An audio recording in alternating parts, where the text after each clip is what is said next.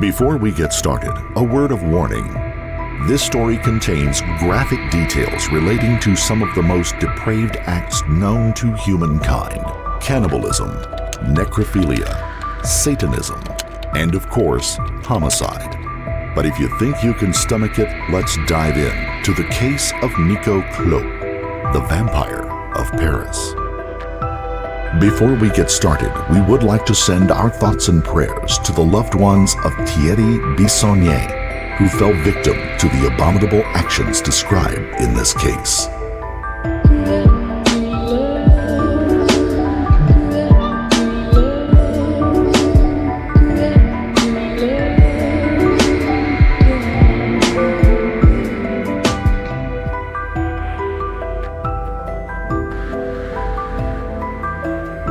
This story takes us to the French capital of Paris, widely considered one of the most beautiful cities in the world. Located along the River Seine, Paris is famous for its majestic boulevards and monuments, quaint bohemian quarters and cobbled laneways, a city that's become synonymous with love and romantic weekend getaways. And then there's the other side of Paris. Famous Gothic cemeteries and architecture, ancient crypts, vaults and dungeons, museums devoted to the strange and morbid, from vampirism to collections of human cadavers that have been pickled. Paris is a city just as famous for the dark and macabre as it is for romance. You need only think of what lies below those boulevards: a veritable empire of death. A vast network of tunnels within no less than 6 million corpses are entombed, their bones stacked into artful layers within the tunnel's walls. In other words, all in all, Paris was an especially fitting backdrop for the predator who roamed the streets back in the early 1990s. On November 15, 1994, a team of crime scene investigators arrived at a rundown apartment in the red light district of Paris, not far from the famous Moulin Rouge. The apartment was that of 22-year-old mortician Nico Claux. The search, part of an investigation into a recent series of homophobic shootings that had taken place across the city. Nico Claux had been taken into custody earlier that day after a 5-week manhunt. Nico had attempted to buy a video recorder using the stolen credit card and forged ID of a man named Thierry Bissonnier, who, just hours earlier, had been shot dead in his own apartment. Once in custody, police noted that among his many occult-inspired tattoos, Nico had the words "serial killer" down the back of both arms and "predator" across his abdomen. But nothing could have prepared the investigators for what lay inside the dingy apartment at 9 Rue Cousteau. Hanging from the ceiling were human leg bones and vertebrae fashioned into a morbid mobile. Scattered on every surface were human teeth and bone fragments. Hundreds of videotapes, mostly slasher and hardcore S&M, filled the shelves. An urn covered in dried blood sat by the phone. A bullet-riddled Bible had been nailed to one shotgun-spangled wall. Posters depicting savage and violent imagery covered every other. A more extensive search uncovered a backpack containing handcuffs, surgical instruments, and duct tape. And, under Nico's bed, a .22 caliber handgun, which was sent for ballistics testing. And inside his refrigerator, bags of fresh human blood. It was a glimpse into a world so warped it was almost beyond comprehension. The mind of someone consumed by death, violence, necrophilia, and cannibalism. Someone whom they now suspected of being a serial killer. During his first police interview, Nico denied any knowledge of the murder of Thierry Bissonnier. When confronted with the positive results of the ballistic test, however, he promptly confessed. He had shot Thierry, he admitted, after randomly meeting him on Minitel, an early precursor to the internet. The murder of Bissonnier was eerily similar in MO to other recent shootings. All the victims had been gay men shot in their apartments soon after connecting with someone on Minitel. But no evidence linked Nico to those shootings, and he would not admit any involvement. He would, however, provide a full and graphic confession to the murder of Thierry Bissonnier, including a gruesome explanation for the blood bags and human remains found in his apartment. It was a confession so shocking it would generate a frenzy of media attention and earn Nico the title Vampire of Paris. I understood that from now on, for the rest of my life, I would be considered as a monster.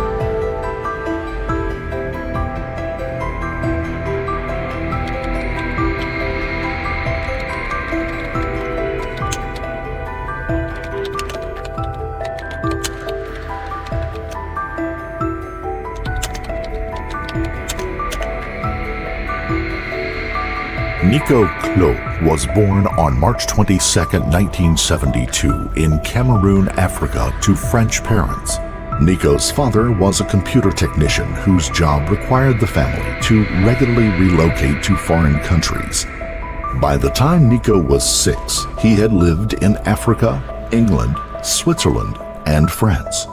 But while Nico's parents provided generously for their only son, his mother was emotionally absent and showed little to no interest in him.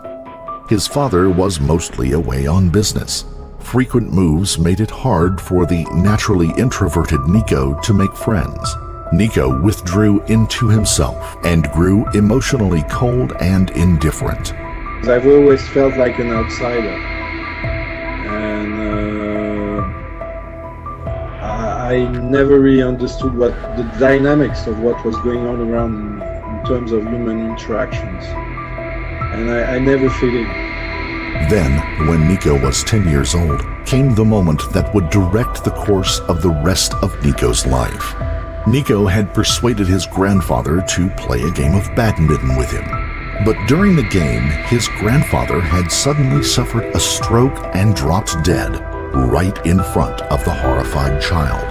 According to Nico, his family then blamed him for his grandfather's death, chastising him for having insisted.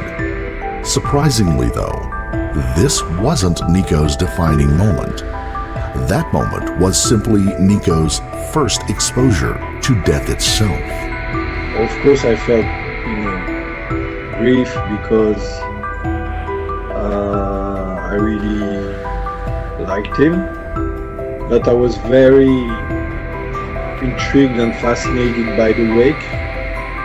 And this was my first experience with physical death. And it was some kind of awakening for me. I was fascinated by the room itself, the funeral home, the people who worked there, the casket, and the atmosphere around me. And I felt a connection to the energy that was going on there. And I felt more alive in a way than my normal environment. Soon after his grandfather's death, Nico's mother began having nightmares. Often she would wake up screaming that Nico was trying to kill her with his mind. She accused Nico of having supernatural powers. His mother would later end up being hospitalized, but would spend the rest of her life living in fear of Nico. Gut instinct, perhaps? Or a kind of projection of her own insanity onto Nico, impressing on him an image of himself as a demonic killer, long before he'd even contemplated it. With a morbid new interest to explore, Nico took to reading everything he could on death, the afterlife, and the underworld. He read about vampires and werewolves, black magic, and the occult. He developed a fascination with the Sumerian god Pazuzu, later immortalized in the film The Exorcist. There is so many different representations. The one I feel more close to is the image of Pazuzu, the Assyrian demon, which I have tattooed on my wrist here. When Nico's father, who was an enthusiastic amateur anthropologist, returned from his trips, Nico would listen enthralled to his stories and images of voodoo rituals and witch doctors in Africa and the hell gardens of Thailand. Soon, Nico's interest expanded into cannibalism. At around 11, Nico had come across an illegal copy of a magazine that contained graphic images of the corpse of a woman murdered by Japanese cannibal Issei Sagawa. The images had a huge impact on Nico. According to the satanic teachings he had been studying, consuming the flesh of another allowed you to absorb their power. Now, whenever he ate meat, Nico would fantasize that it was human flesh. There is a belief in certain satanic cults that cannibalism is a communion with the devil, and this is the way I spiritualized the things that I did. There was always in my mind the thought of taking lives and feeling from the energy that was released when you kill a human being. When Nico started high school, his obsession with death shifted up a gear, this time to thoughts of murder. The family were living in Portugal at the time, and Nico attended a school for French expats, but the majority of the school was wealthy locals who excluded the expat minority. Nico had always viewed others as potential threats. Now the feeling overwhelmed him. They would talk about me all the time, but in Portuguese I wouldn't understand what they were doing, but I was smart enough to understand that it was not really good. And I started to develop all those fantasies about actually going to school with a knife and stabbing them one by one after the other. So yeah, there was a time between, I would say 12 and 14 or 15 when I had these really violent fantasies.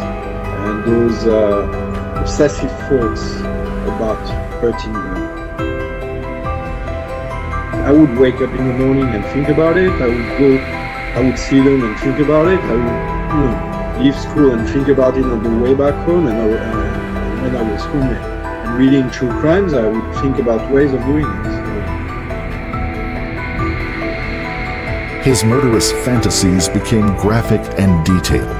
He studied anatomy books on how the body worked and how best to kill it. By now, his parents couldn't fail to notice that Nico had developed some unhealthy preoccupations. But it wasn't until he pulled a knife out at school and threatened to kill another student that they sought help from a psychologist. Before they'd located one, however, the family had to move again. When Nico was 16, he met a lifelong friend, Ignor Mortius. He was living in Paris with his father. Ignor describes his first encounter with Nico.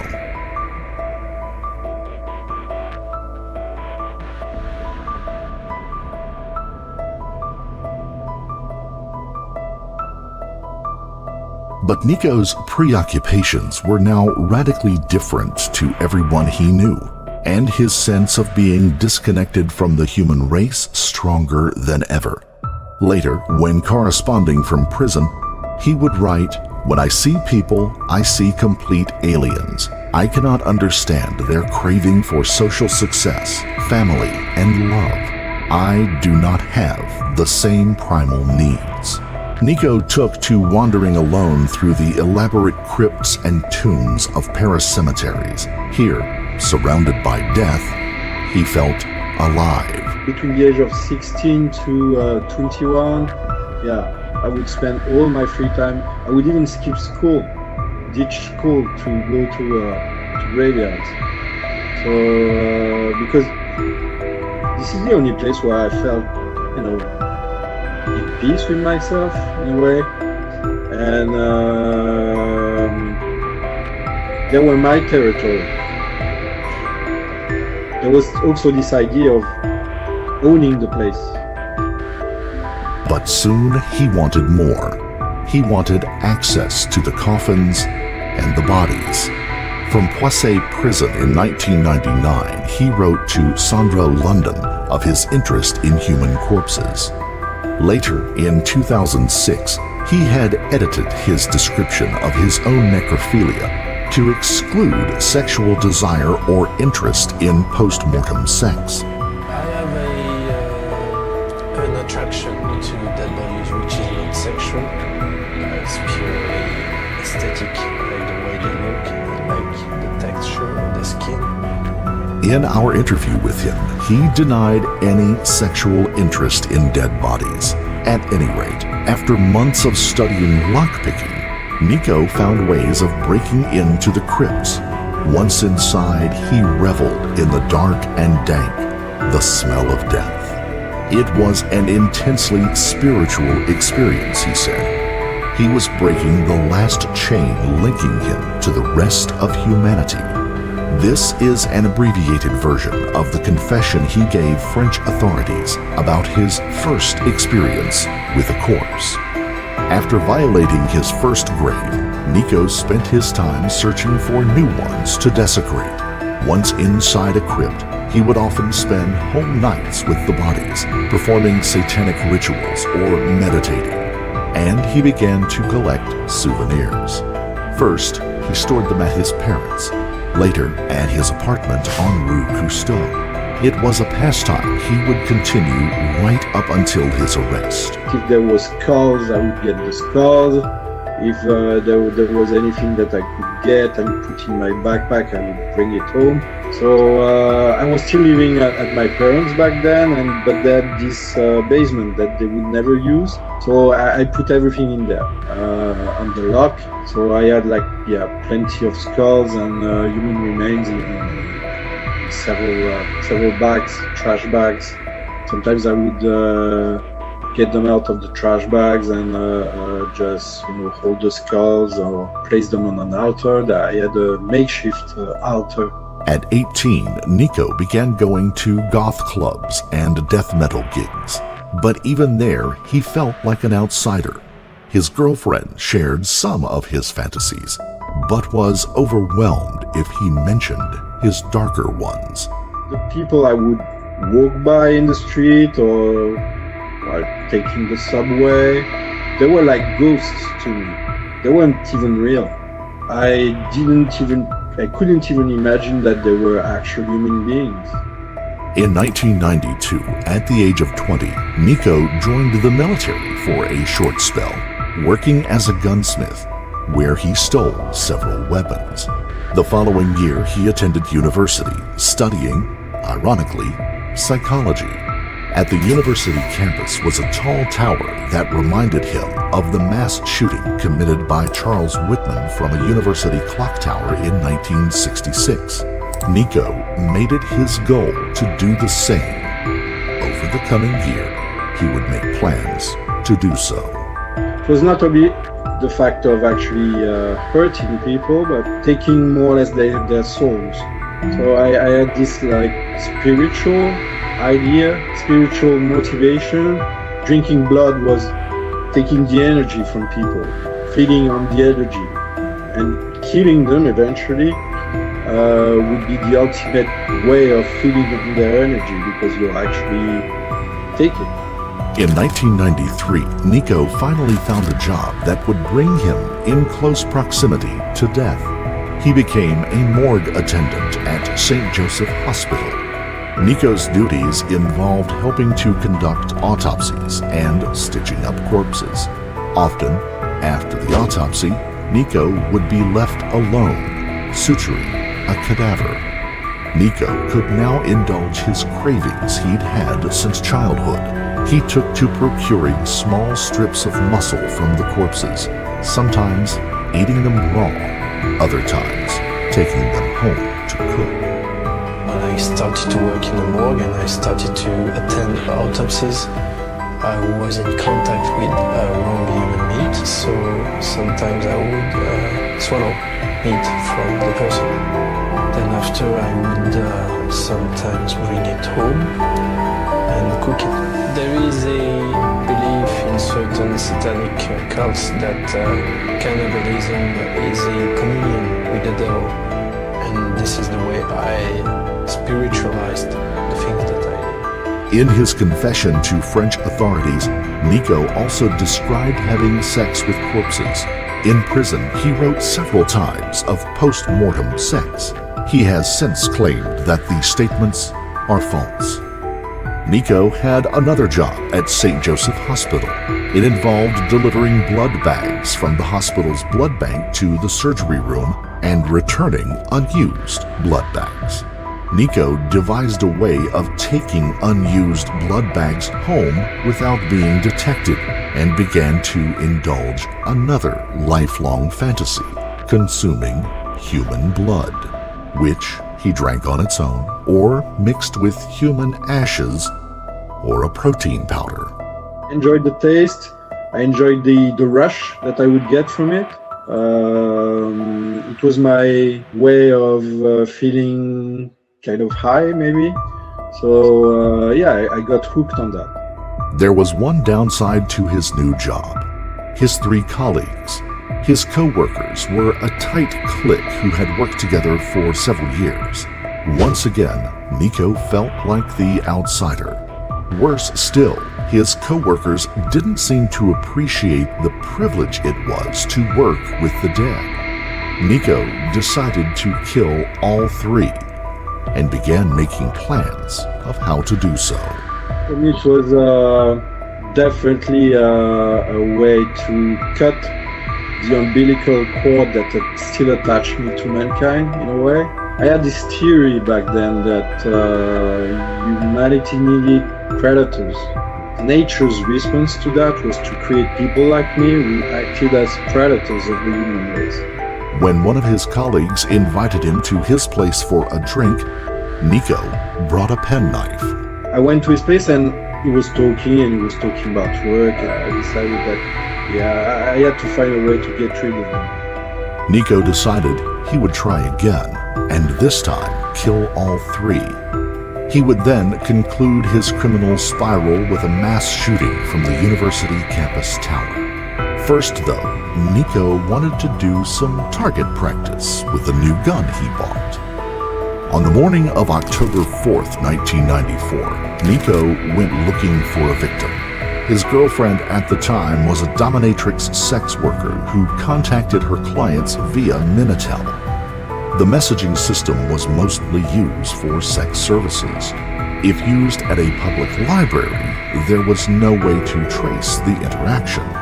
So I was inspired at that because I understood that it was an easy way to approach a victim and actually somebody who would be wanting to engage in some sort of S&M fantasy. But my goal was absolutely not to do anything of that kind, but actually go to that person's place and shoot the person. Nico logged on to Minitel. Soon he had made contact with 34-year-old Thierry Bissonnier, a longtime resident of Paris, restaurateur, and part-time classical musician. Thierry was in a stable relationship, but occasionally engaged in anonymous sex with strangers interested in bondage and S&M. Nico lured Thierry into a conversation about bondage and eventually coaxed him into a meeting at Thierry's apartment at noon that day. Thierry gave Nico his address. This is an abbreviated description of what happened next, in Nico's own words. When I arrived at his place, he opened the door. I stepped inside, quickly turned around while he was closing the door, and pulled out the gun. I looked at his face just as he turned his head towards me and saw the gun pointed at his eye. After a few awkward moments passed, I pulled the trigger. He instantly fell face down without a word. Then I watched him bleed on the carpet. Soon I decided to see what the apartment was like and wandered around a bit. When I returned, he was still moving and making horrible breathing noises on the floor, like if he was breathing through a straw. I reloaded the gun and shot again. this time striking him in the back of the head. I reloaded and fired a few more times, but he was still alive and making noise. I was surprised that he was still holding on. I had expected the first shot to kill him. After a few minutes, I went into his kitchen and found some cookies to eat, and then sat in the corner of the room and watched him as I ate. I shot him one last time in the back. I also lifted a huge plant container and smashed it on his head, crushing it some. I then wiped down my fingerprints, picked up his checkbook, a credit card, and a wallet with his ID papers, his driver's license, an alarm clock, and an answering machine, and left the scene. Later, Nico would write about the killing in even greater and more gruesome detail, adding how he inserted a pencil into one of the bullet holes to see how deep the bullet had entered the skull. In 2006, he talked of it as the ultimate experience. I shot a man in the eye, and I shot him several times again in the back of the skull and in the heart.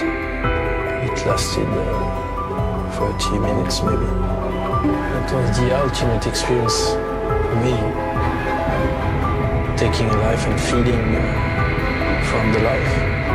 It was like cannibalizing a soul, giving it to my Lord. 18 years later, he is much more reticent about the crime, skipping over details. He describes his feelings at the time of the murder as mixed, but single-minded. He knew he was going to kill again. I just was saying to myself, there's no way back. And I'm driving forward. So I want more. I want to feel alive once more. I want to serve the Grim Reaper once more. 3 days later, Thierry Bissonnier's parents, alarmed after not being able to reach him, entered his apartment, only to be met by a terrible sight. Their son's butchered and decomposing body lying on his apartment floor. Nico might have gotten away with the murder, but it was just the start of an ambitious plan, and he was impatient to take the next step. Hours after killing Bissonnier, he entered a shop with Bissonnier's forged ID and credit card and attempted to buy a video recorder. He'd been hoping to record his next murder, which was to be his 3 co-workers at the morgue and which he'd planned for Christmas Day. But the clerk became suspicious of the crudely pasted headshot of Nico over Bissonnier's, and Nico had fled without the recorder or the ID. Nico was arrested 5 weeks later on November 15, 1994, when a passing policeman recognized him from that image. It had been circulated to every metropolitan police station in Paris. Brigade Criminal investigator Gilbert Thiel was the lead investigator into the murder of Thierry Bissonnier, as well as the other nearly identical shootings in Paris, and was convinced that only one person was responsible. He would later claim during Nico's trial that he fit the profile of a serial killer, but a lack of evidence meant Nico was never charged with those crimes. During his police interviews, Nico initially claimed that he'd murdered Thierry as part of a robbery gone wrong. He then claimed it was an act of revenge taken out on a random gay man. None of them held water or accounted for the bags of fresh blood and human remains. So Nico gave a final, shocking and explicit confession, parts of which you've just heard. He was a satanic necrophile, he said, and went on to describe in graphic detail his acts of grave desecration and cannibalism. I understood that from now on, for the rest of my life, I would be considered as a monster. So when you understand that, and when you see the outside, and when you see police officers who've worked on the field for 20 or 30 years act the way they acted when they searched my apartment, you understand that it's over. You won't be able to be part of the system anymore. During his 2 years in custody, Nico underwent a battery of psychological tests. He told psychologists that corpses in the mortuary had been speaking to him, urging him to kill. He would later tell an interviewer that he'd invented this part in hopes of getting some reduced sentence. Nico was now diagnosed as psychotic with a penchant for necrophilia and sexual sadism, but fit to stand trial for premeditated murder. In May of 1997, Nico Claux was convicted of premeditated murder and armed robbery, along with fraudulent use of a bank check, falsification of a driver's license, and an attempt to defraud. He was never charged with grave desecration, cannibalism, or stealing blood. In his interview with us, he said the prosecution deliberately left the charge out to avoid a reduced sentence on the grounds of insanity. He was sentenced to 12 years in prison, of which he would only serve 8. He was released in March of 2002. Nico spent years corresponding with around 30 different killers and serial killers. Many were boring, he said, and in denial of their crimes and their demons. He felt a connection with others, however, the most significant of which was Issei Sagawa, the Japanese cannibal who had made such an impression on him as a child, and with whom he would correspond for a decade, later collaborating with him on art. Nico began painting serial killer-inspired art in 1996. According to Nico, art would be his turning point and redemption. What I found interesting was that I could actually summon and master my demons through another way of expression, which was art. For several years after his release, Nico tried to enjoy his new celebrity horror show status as the vampire of Paris who sold serial killer-inspired art. But the novelty soon wore thin. Everywhere I was going, I was considered as a sideshow freak. And I tried to, find communities that would accept me, like the god community or the vampire community.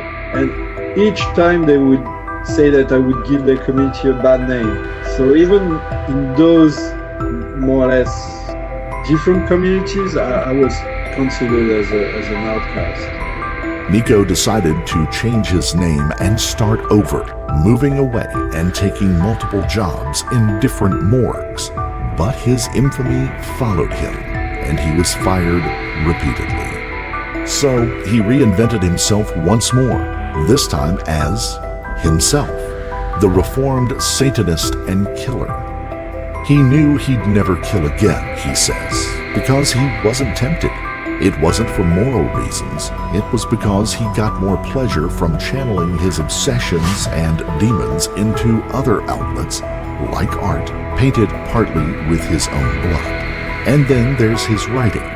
Some of it farcical, like The Cannibal's Cookbook. He has written an autobiography, The Gospel of Blood, and soon-to-be-published book on Richard Ramirez, the Night Stalker, and the woman who wrote him. Over the years, the way in which Nico describes his crimes has changed subtly, which makes it difficult to know what precisely is true and what is not. Did he talk up the morbid side of his crimes at the time of his arrest to get a reduced sentence? Or does he talk them down now, knowing that anything too disturbing might overstep the social boundaries that for so many years pushed him out into the role of an outsider? We'll never know. But hearing what this reformed cannibal and killer advises other killers perhaps captures Nico better than anything else. He is often contacted by wannabe killers experiencing violent impulses and seeking tips on committing murder. To them, he has this to say. It's a simple choice, and I think it's the most effective argument why not to act on those urges. Because when you understand that you're going to feel alive for several hours, but what then? You will eventually get arrested, go to prison, and maybe spend the rest of your life, natural life, in prison. Is it really worth it? Creativity is way more satisfying. This is what I try to make people understand who have those dark urges. Just the fact of not being the person that they want you to be is satisfying. And this is one of my biggest highs now. People expect me, of course, to be this person who will go back to my old ways and do those things, or who've been doing this ever since I was released, and they will, one day they will find this mass grave somewhere. But no, I just want to disappoint people in that way, and I don't want to be part of the narrative. You see what I mean? And what I appreciate is that those people who think that they can predict me, they can't. And this is what I appreciate the most, maybe.